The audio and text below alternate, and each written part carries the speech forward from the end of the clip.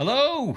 This week's movie pushes the boundaries of reality, science, and logic. And no, it's not a Christopher Nolan sci fi movie, it's a Renny Harlin shark flick. Stick around to find out what we thought of Deep Water. Hello and welcome to Middle Aged Geeks. I'm Phil, that is Daz, and this week we're having a very spoiler heavy discussion about Renny Harlin's latest movie, Deep Water. This is one that it didn't release in the cinema here in Ireland, and so there's no way I could let us pass this up. So I made Daz watch it. So, look, Daz, as usual, I'm going to go through some of the basics of the movie, and then you get your opening thoughts. So, the premise of this one is flight from LAX to Shanghai crash lands in the Pacific after a lithium power bank explodes in the cargo hold, and survivors are stalked by sharks on a coral reef. Yeah, it really doesn't do it justice. As I said, it's directed by Renny Harlin. People may know him from the wonderful Deep Blue Sea, Die Hard 2, Cliffhanger, and his recent three movies, which were Strangers, Chapter 1, 2, and 3, all absolutely shocking movies. Of course, I've seen them all. So our key cast, we've got Sir Ben Kingsley, Aaron Eckhart, Angus Sampson, Lucy Barrett, Zhao Simei, and Lee Wenham. And this one, unbelievably, and this is verified as by IMDb Pro, 40 million budget, and it pulled in pulled in a whopping 5.5 mil. Wow. Worldwide. How in God's name? I don't know if it's the case that these the Strangers movies are doing like very well on streaming or whatever, or in cinema, despite the fact that they're terrible. And they just thought, okay, let's give him 40 million, but fucking wow. Anyway, Daz, give me your opening thoughts on this one. I absolutely loved this movie. I bought it specifically for the podcast. That's commitment. And I've now watched it twice. I laughed so hard. The first time I woke the kids. And don't get me wrong, this is a terrible movie. But it's so catastrophically misguided in every way. It makes no sense. It takes itself way too seriously, which is the best thing about it. Like it makes up for everything else. Like Eckhart and Kingsley think they're in a completely different, more competent and emotionally charged movie than is on show here. It's just, yeah, it's terrible. It goes between moments where you're going, Jesus, that's quite well shot, to like 2 minutes later just going, that is the worst thing I've seen in my life. Yeah, it swings all over the place. It takes place in shallow water. It's called Deep Water, like it's fucking and it's one of the best shit movies I've seen in quite some time. Laughed through both viewings and loved every fucking moment of it. How about you? I think yeah. Yeah. Of course, I was going to love it now. It's especially with Deep Blue Sea being one of my favorite terrible movies, and this is a terrible movie. I think though, like with Deep Blue Sea, I prefer it because it knows, like you said, this one plays it way straighter. Deep Blue Sea really takes the mick with it, with the killings and stuff. It's all about how insane can we make the killing look, and this one they change it up a little bit, and they take he's decided to give it a different spin, but it doesn't matter. It's still absolutely ridiculous and preposterous. Like I love you mentioned, we'll stick with the cast, say to start off. You mentioned Ben Kingsley, and it's wild. Like he's Ben a wild Kingsley character. And he looks his age. Like Ben Kingsley is 82, and he looks every year of it. He's an incredible actor, incredible career. Right, he's 82. The general across the board maximum age for flying these international fucking things is 65, right? So he's nearly 20 years past the date he should have retired. And they don't even mention anything about him retiring in the movie. He's still just an active plane. No wonder the fucking plane. No wonder the plane crashed. This dude's probably fucking has dementia. It's Why wasn't that written into the movie? Because he's the pilot, Aaron Eckhart's the second in command or whatever. But like this character, Ben Kingsley's character, like he's introduced as like, oh, he loves, karaoke. And you're like, okay, talking about he's like, a ladies' man. Bad at marriage, good at first dates, he says. And you're like, right, okay, how are they going to work this into it? And he has moments like this. He's just kind of he's mixed between incompetent and just couldn't be arsed for some fucking reason. And why they didn't incorporate the retiring into it, I don't know why. Because there's points where like Aaron Eckhart, okay, let's do a pre-flight check on the flaps, and he's just like, oh, you know, what the fuck's sake, why do we have to do that? And he's just like, can you just tell me if they're okay or not? And he won't do it. And later on, he wants to land the plane when it's crashing into the waves. Ernie Eckhart's, no, I think protocol is to go, you know, parallel to there's a swell so we don't fucking smash into the waves and abruptly kill everyone on board crashing at 600 miles an hour. But then, like just said, and add on to that, the visual effects out the window never show them going parallel to the waves, even though they're supposed to be doing it. Just like, does someone forget to update that? But Ben Kingsley's character, it's just fucking just weird, strangely written. Yeah, his that scene and everything is just it's so played up. It's just like his love of karaoke comes back and he sings. Just like what's happening? Yeah, that's all. It's like 20 minutes. Yeah, that's because they only had Ben Kingsley, I'd say, for fucking 2 days or something max. Yeah. The Aaron Eckhart, right? His character is not a nice person. So Aaron Eckhart's supposed to be the main guy, despite you know, obviously Ben Kingsley's the biggest star, but Aaron Eckhart is supposed to be our main guy. You know, this is Two-Face, Harvey Dent. You know, he does star in loads of shit movies. But like the reason that he's like troubled and he's off doing these flights thing, you see him on the phone to the family at the start, and he's like, "Sorry, I won't be home. I just got called out." And he's trying to get any flight he can to stay away from going home. He's like, "Oh, I wonder what the reason is. Is his marriage in trouble? Is he running away from something? His child is sick, and he doesn't want to be basically doesn't want to be around them." Home. The kid is like pictures of him in the hospital bed with fucking he's bald from his chemo or whatever. Dying. And he's just like, yeah, no, I just can't go home. It's like, you horrible bastard. Like talk about fucking just making you really dislike your main guy. Like that's the reason he doesn't want to go home. I'd rather just leave the missus look after the kids and me go just fly elsewhere. Like, and then when he rings towards the end, they're like, "Oh, I'm coming home." Do you hear that, Mom? Daddy's coming home. Like, just like, he fucking should be. His kid has cancer. Like, everyone in this movie is kind of an asshole. Then like there's all these wild kind of attempts at character arcs, but your main protagonist being like Aaron Eckhart, who's the most easily lovable, likable, heroic kind of figure, and you're going, yeah, I'm on board with him anyway. But his whole arc is just he ends up just trying to get to a place where he's just not a shit dad. And it's like, okay, happy days. It's just like fucking wild, but he plays it with so much like attempted gravitas, and like he's doing his fucking best in every single scene. And you know, at some point during the production, he must kind of went, yeah, I think this is not gonna turn out the way I imagined.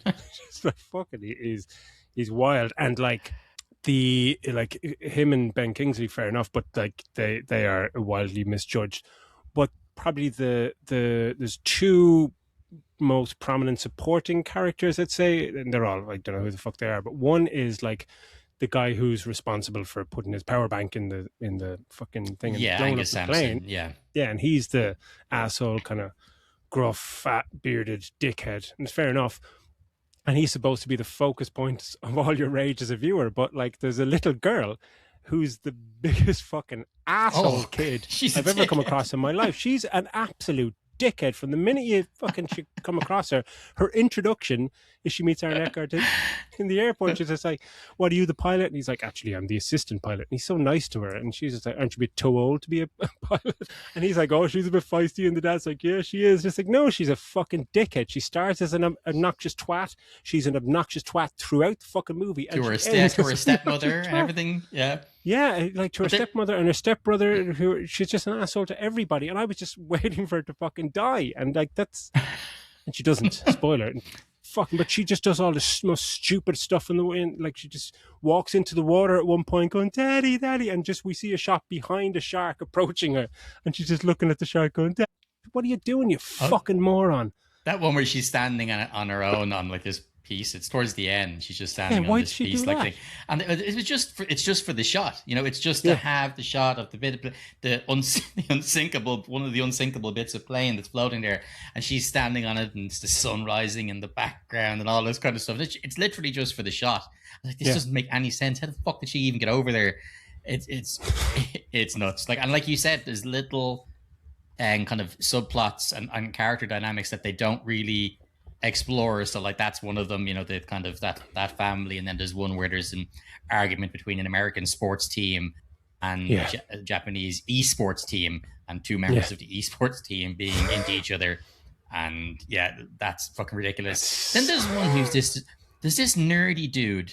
I can't remember the actor's name, and an older lady, and the dynamic between them. And she's a dick to him. She's the dick, but they tried to make it out like he's the dick. When really she's sitting there to start, and she's staring over at him. You know, when you can feel someone look at him, he's working on his laptop, he's typing away, and she's looking over, keeps just staring over, and eventually he looks over, and she holds up her phone. She's like, "Oh, I'm going over to see my grandkid or whatever," and he goes, "Oh." Cool, that's great, yeah, and then just turns away. Like, why is this fucking stranger talking to me?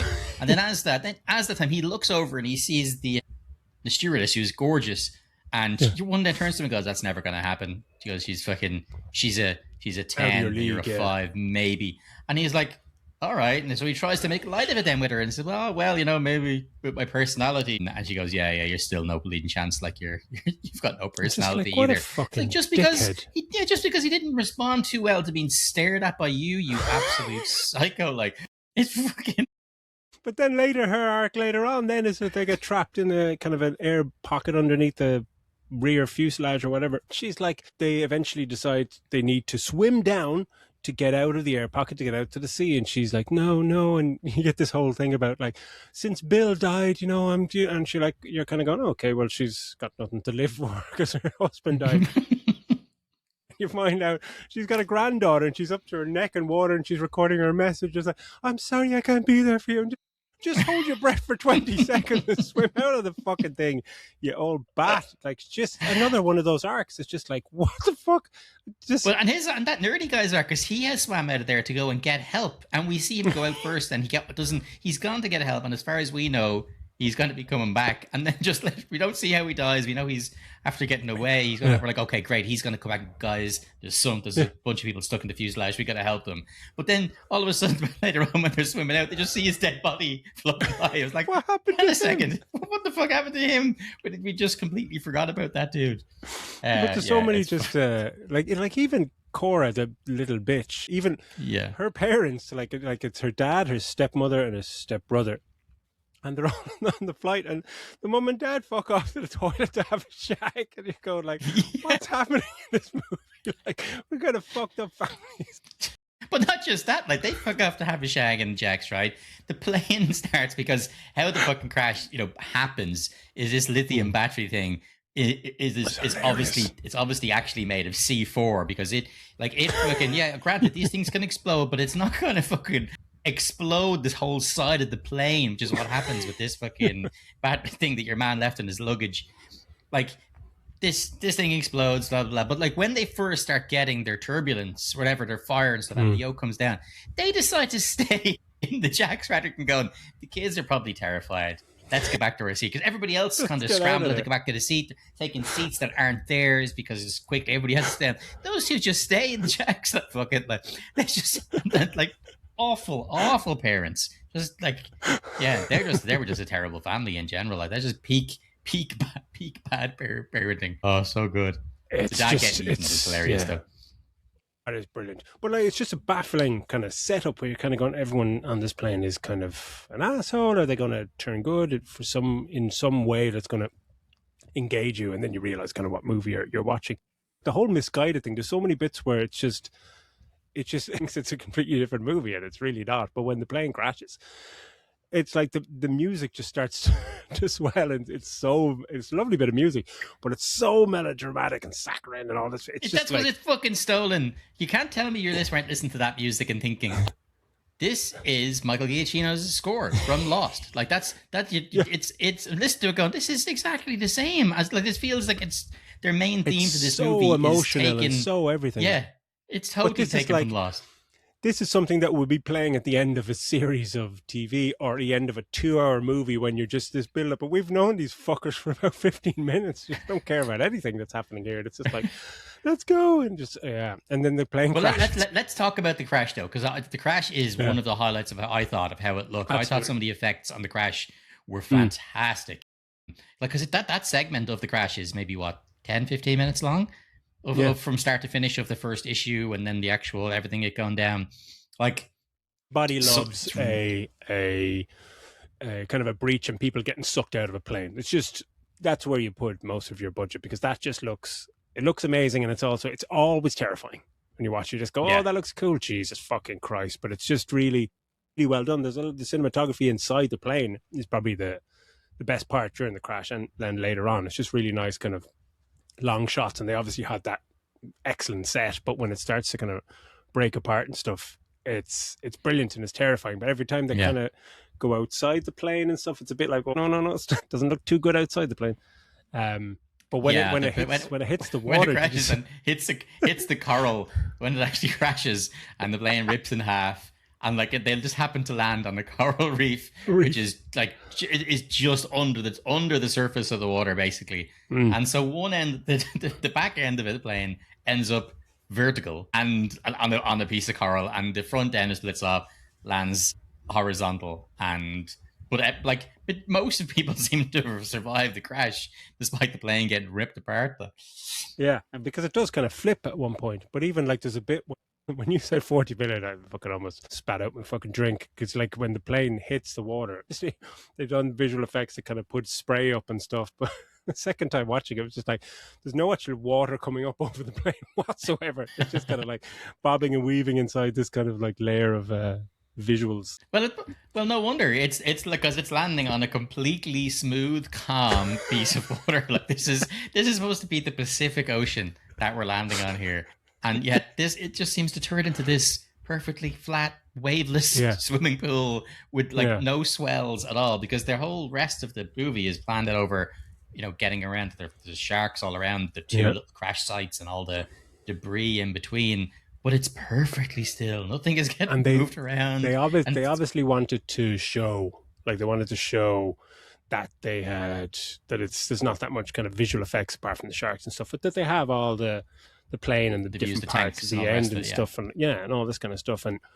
And when it's up close and stuff, it's nice because everything's practical and that's lovely. But every time they pull back for that kind of money shot to like show everything, it's just like the most iconic. Like, we shot this in a giant water tank after seeing the water. The water is all completely green and completely still. And it's like they landed in a lake somewhere. It's just like, why is it? It's just so fucking calm.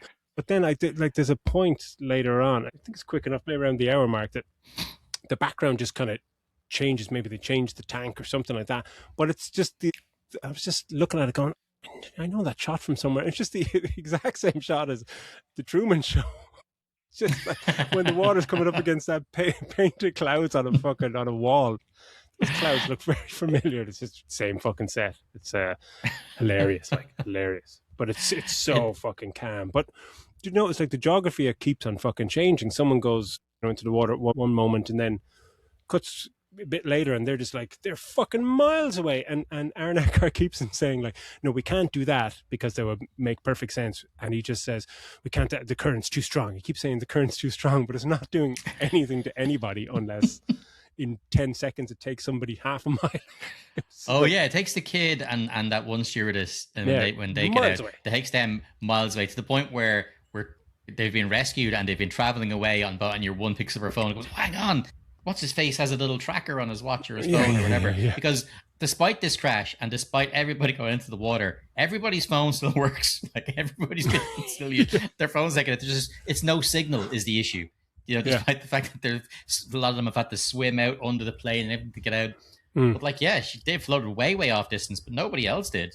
Nobody else came out and got pulled away by the tides or the current or whatever. There's so many. I think there's just so many moments of like manufactured kind of drama and catastrophe. Like, it's obviously they're in the water and they're in kind of peril, but the bit where Ben Kingsley is like, we've had you for 2 days, you've got to die. He's in his, the cockpit is broken off as well, and the whole thing is his leg. I still don't know how his leg got trapped under like that. It's just under a piece of metal. Pushed forward and, so his leg is trapped and he's fucked. Even Aaron Eckhart's kind of going, I'm going to have to take your leg. And it's like, take it with what? Like a fucking pen? Like, what are you talking about? But he's, and the windows are cracking and it's the whole thing. Oh no, he's going to have his death scene. It's okay. And Kingsley says to Aaron Eckhart, like, get out of here and just shut the cabin door, the cockpit door. Because the water will come through and whatever. apparently this is water sealed door. I don't think it is, but when the window crashes, there's just an explosion from outside that blows the cockpit door open, Aaron Eckhart, and the stewards fall down to the ground. They're like, Jesus, what was that? I don't know how it exploded like that, but he looks back into the cockpit and the whole cockpit's gone. It's just all gone. It's just like the window didn't crash and the water came in. It just completely obliterated the entire cockpit, but didn't obliterate them 3 feet away. It's just like, why? Like, is it somebody kind of went with 500 grand and let's just do some kind of weird explode? Like the water, I just don't think it would react like that. It just, there's so many moments where the water does strange things. Just after that, right? Because they're not aware of, on that end of the plane, they haven't seen any sharks yet because they're just, it's little Cora, it's Aaron Eckhart, it's the, God, I can't think of her name, but she's like the main stewardess, and Ben Kingsley, and she's going like, oh, I was an all whatever so-and-so swimmer, I'm going to swim for her thing. I wasn't expecting her to die. I actually thought she's going to end up being one of the main characters. When they killed off Ben Kingsley, I was like, okay, it'll be Aaron Eckhart and her then will be the two mains. But her death is great because she's fucking swimming off to try and get it because they have no idea, and all of a sudden like fucking sharks fucking ripped apart. That was awesome. As Aaron Eckert's trying to pull her into the raft, and the shark then jumps up on the raft and he smacks her with an oar to get it out. Like, get back here! That was the first moment of spitting out your kind of water out of your mouth. That was incredible. Like the sharks, they seem to have like two settings. They're kind of like either Batman, invisible and impossible to detect, or they just launch 20 feet into the air like killer fucking whales and stuff. There's no middle ground. Yeah, Angus Sampson gets us.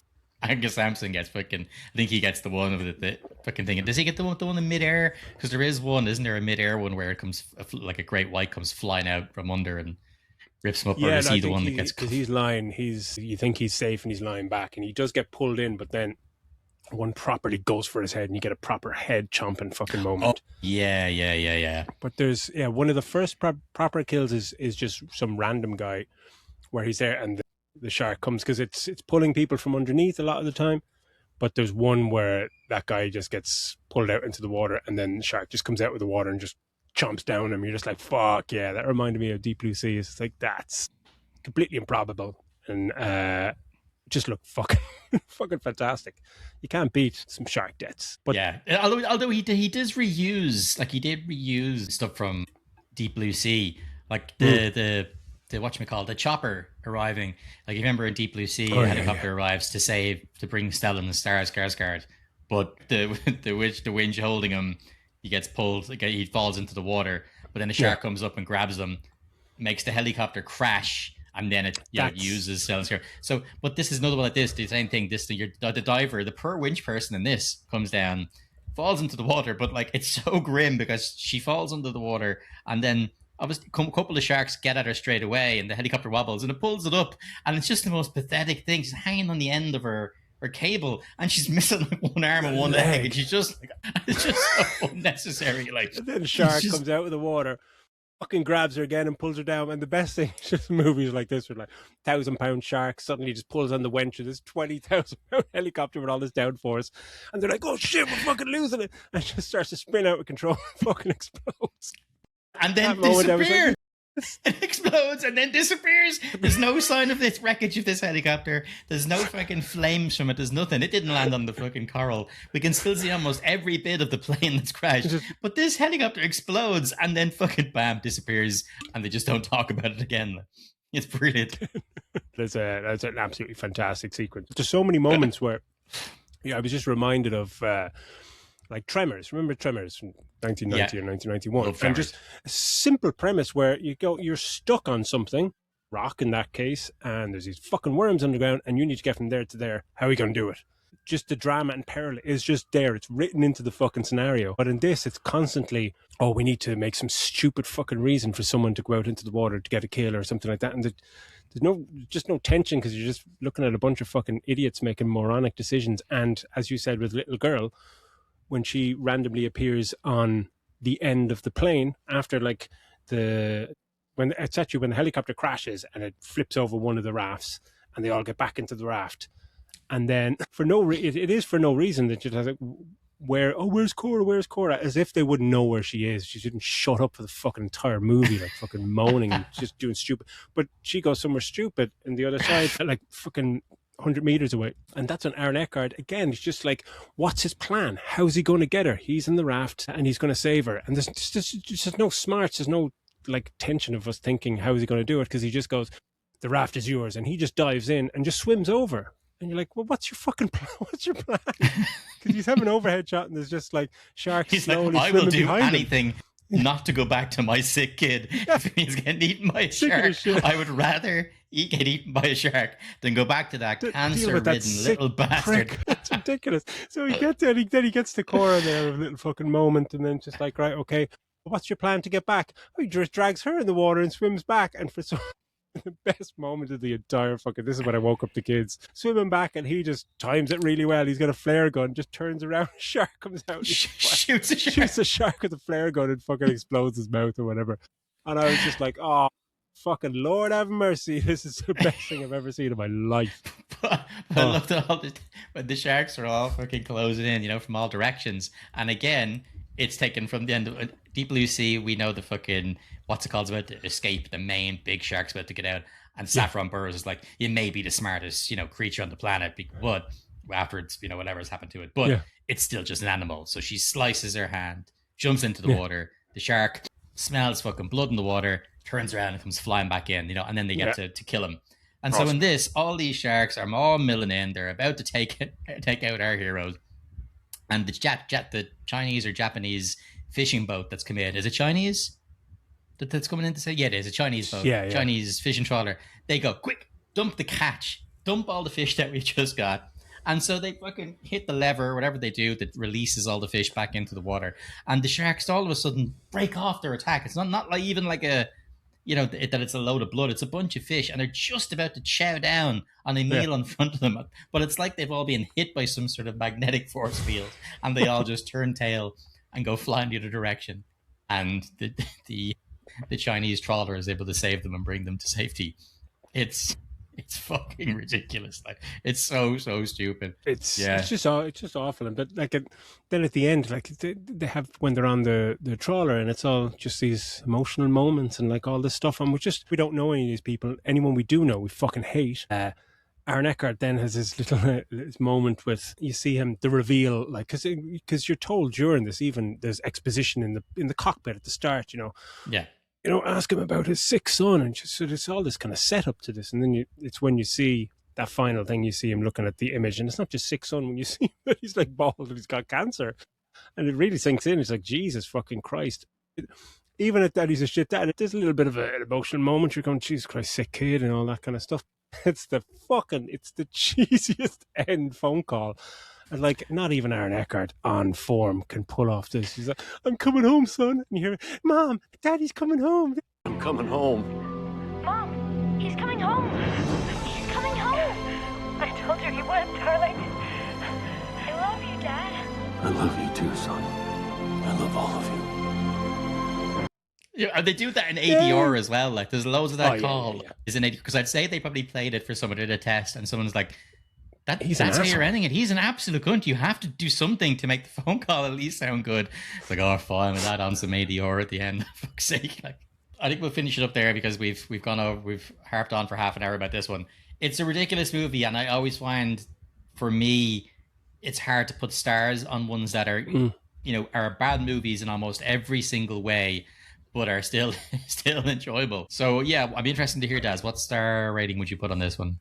Well, for entertainment value, it's a 4-star movie. As an actual movie, I'd probably give it 2 stars, just because some of the cinematography was pretty good, and some of the sharks' deaths were pretty good. But it's mainly for, I laughed so much watching it. Like, it's genuine B-movie madness. It's just nonsense, terrible writing, and great actors treating nonsense with fucking Shakespearean seriousness is just some laugh out loud moments. And just for the helicopter scene alone, it's just fucking fantastic. It's really bad, but I would 100% watch it again. Yeah, I'd be similar to you. I'd give it lower. I'd give it like 1.5 stars, just because I think I'd probably give Deep Blue Sea, as much as that's one of my favorite movies, it's still only like a 2-star movie. This is just below that. but still like watchable value. Yeah, it's definitely watchable, but from any sort of like technical and script, and for the most part, it falls completely flat bar the actual awful. crash. So yeah, like it is still it's I've watched it twice, and I'll probably watch it again. Like just because it's that ridiculous. Like it's snorting laughing. It's that kind of like, oh god, this is so ridiculous.